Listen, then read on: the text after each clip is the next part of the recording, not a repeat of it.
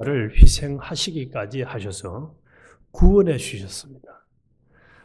그래서 이 하나님은 우리와 어떤 관계를 유지하기를 원하실까? 이걸 먼저 좀 생각을 해봅시다.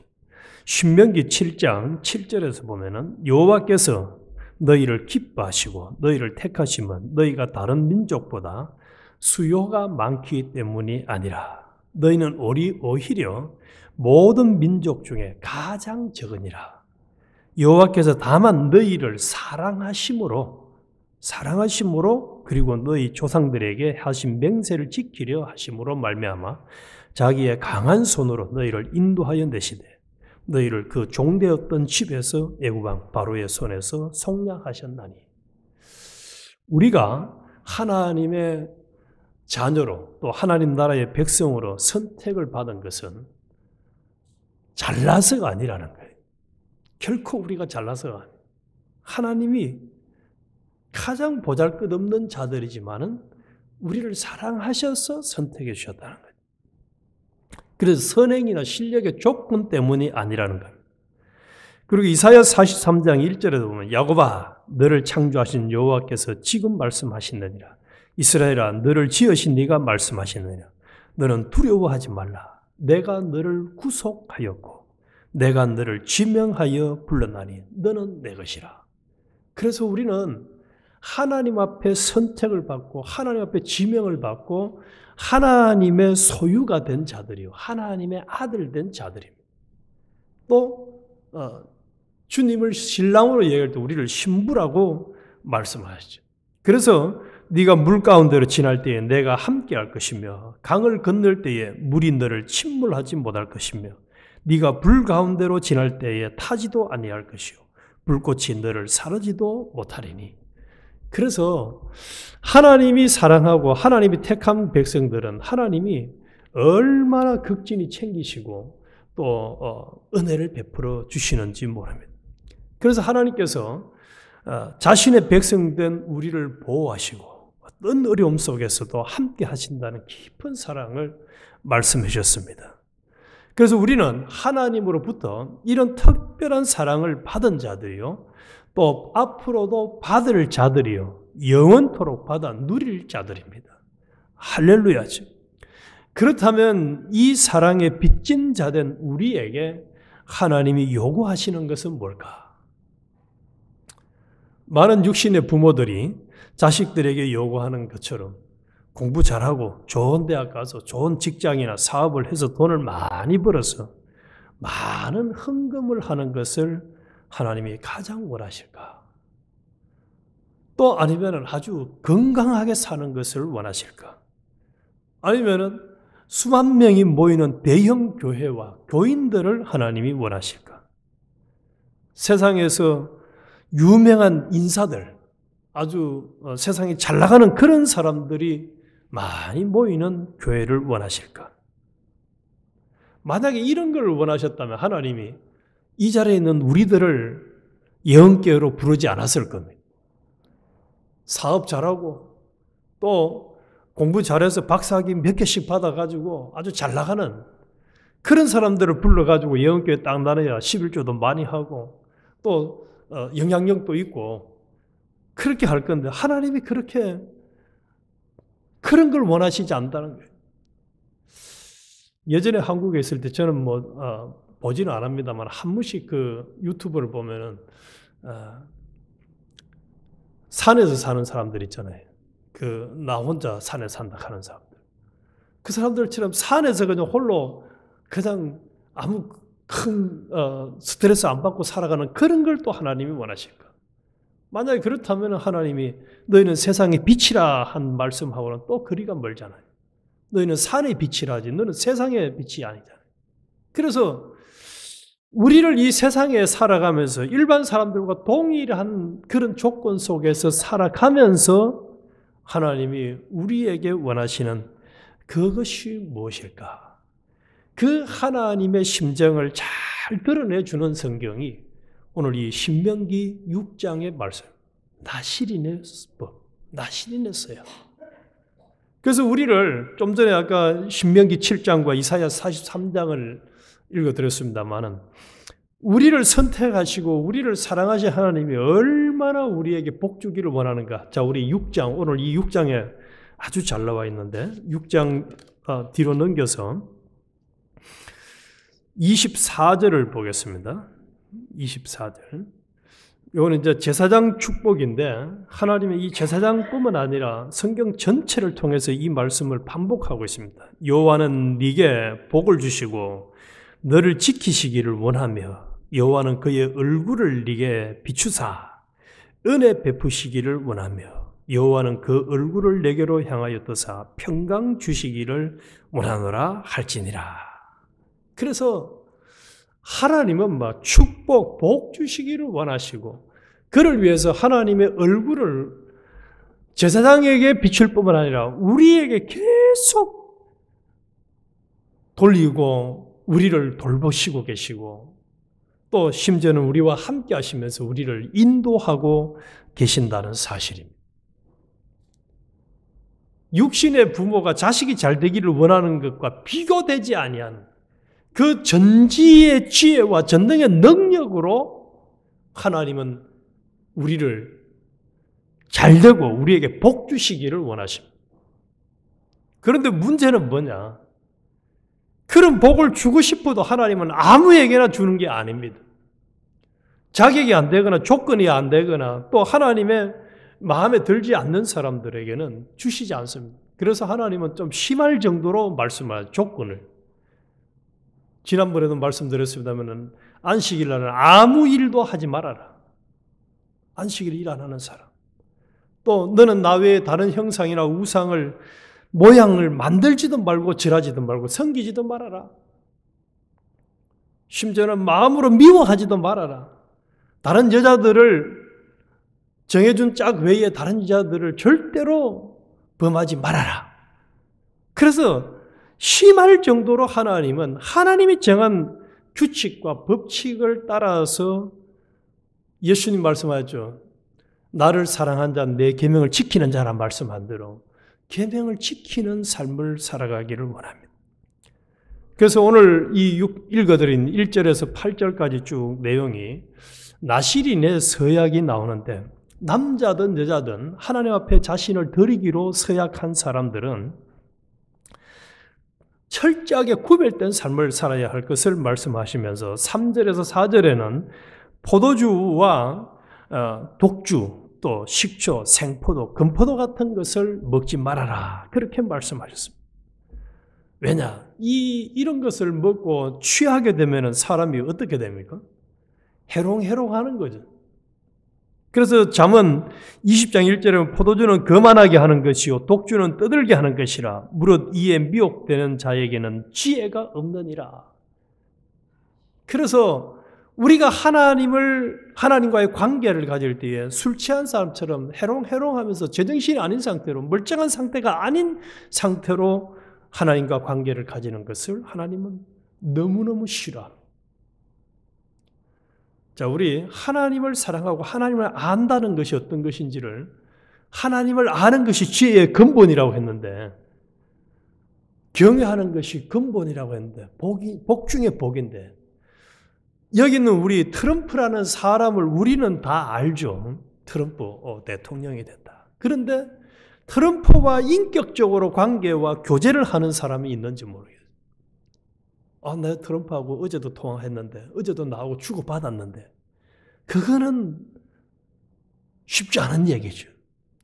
내가 하나님을 믿습니다.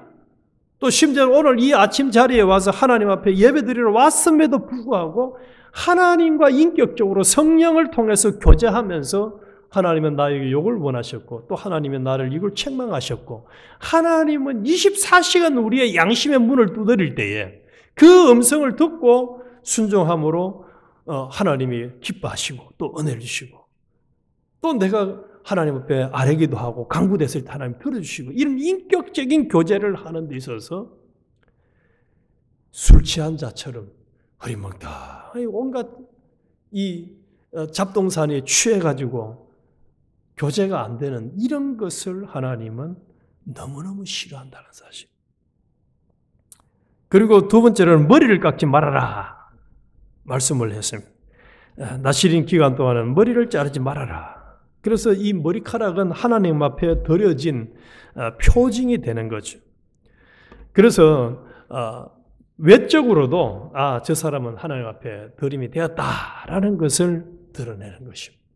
그래서 우리가 잘 알고 있는 삼손이라는 사람이 성경에 나시린이라고 공식적으로 얘기한 사람이 삼손 또 사무엘 이런 사람들인데 이 삼손이 머리를 안 자를 때는 얼마나 힘있고 동등했어요. 대단했죠.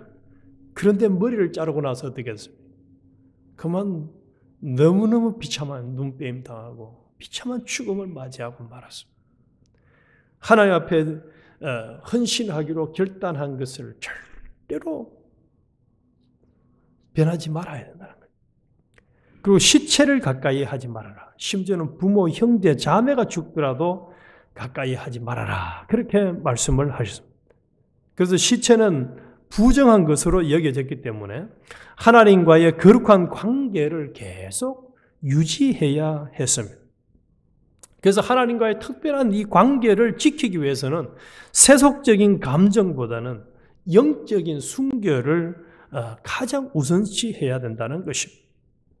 왜 그러면 하나님께서 이렇게 이 세 가지 포도주와 관련된 것을 아예 그냥 절대로 하지 말고 머리를 자르지 말고 그 다음에 시체를 가까이 하지 말라고 했는가?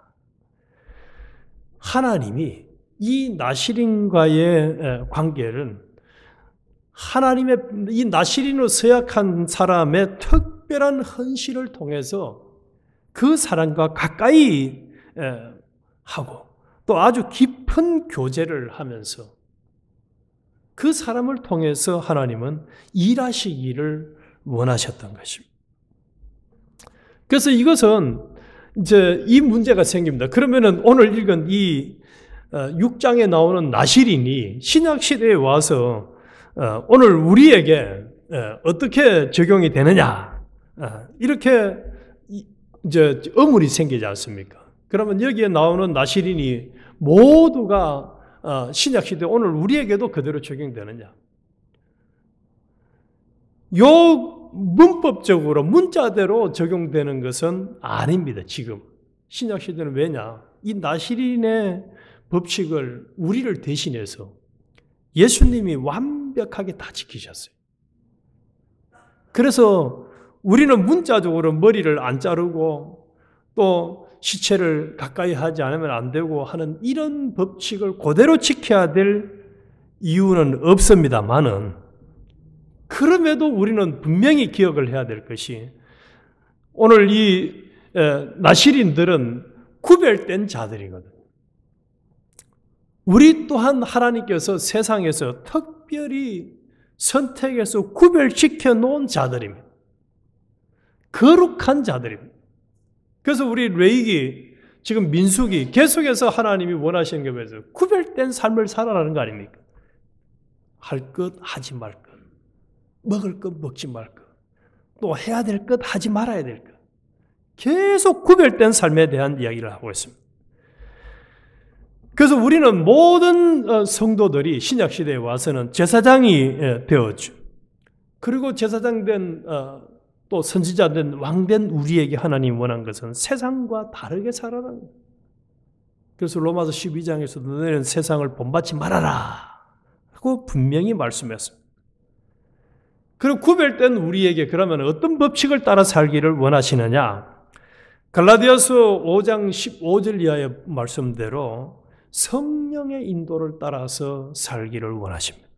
그런데 이게 문제입니다. 성령님의 인도를 따라서 살기를 원하시는데 성령님은 24시간 하루가 86,400초인데 그 긴 수많은 초 동안 우리에게 매 순간 찾아와가지고 말씀을 하신단 말이에요. 저는 우리 집하고 같이 사는 옆집에 목사님 부부가 살아요. 근데 제가 새벽기도 나올 때 보면은 종종 그분이 새벽기도 나오는 그 시간에 TV를 보고 있습니다. 그래서 저 혼자 한번 질문을 해봅니다.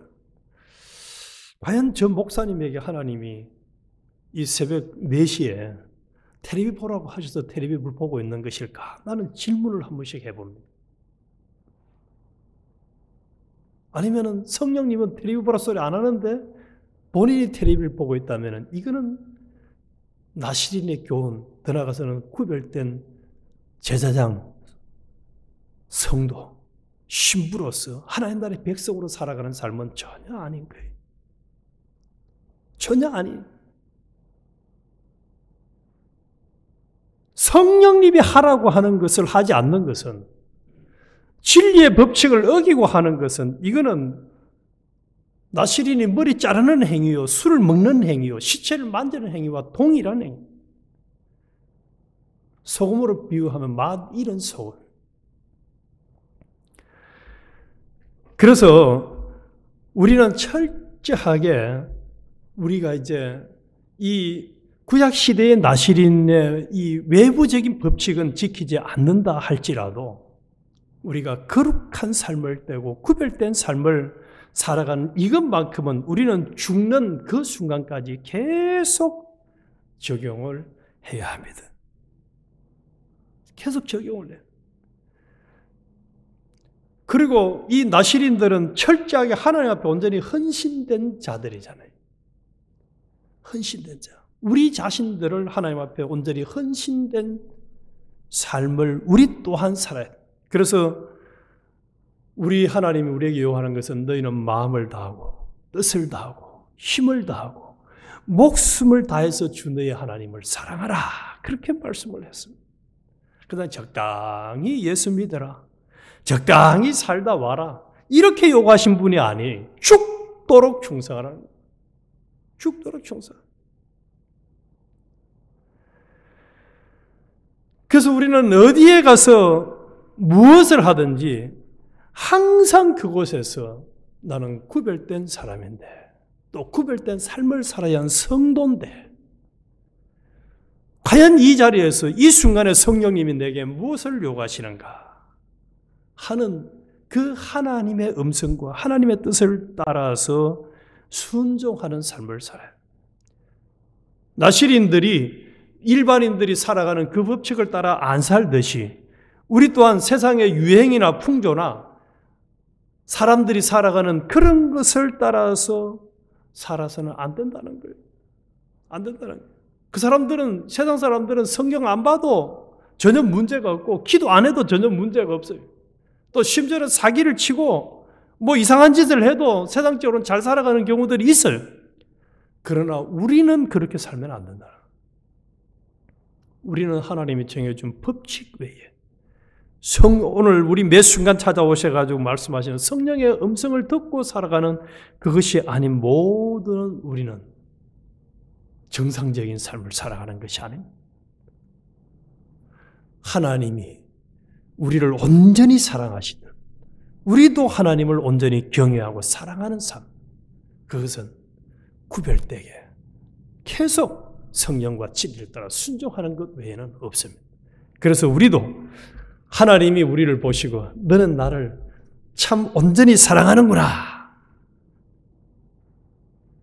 마치 마르다와 마리아가 있는데 열심히 일하는 마르다보다는 말씀을 듣고 주님 뜻대로 살려고 하는 그 마리아를 더 인정하신 것처럼 우리 항상 좀 구별해서 참 나시린, 신약의 제대로 된 나시린답게 살아서 하나님이 복 주시고자 하는 복을 다 받아 누리고 또 그것을 심지어는 다른 사람들도 우리를 보고는 야, 저 사람 진짜 하나님 복 주시는 사람 복을 받아 누리는구나. 빛과 소금으로 잘 살다가는 우리가 되어야 하겠습니다. 하나님 아버지, 참 세상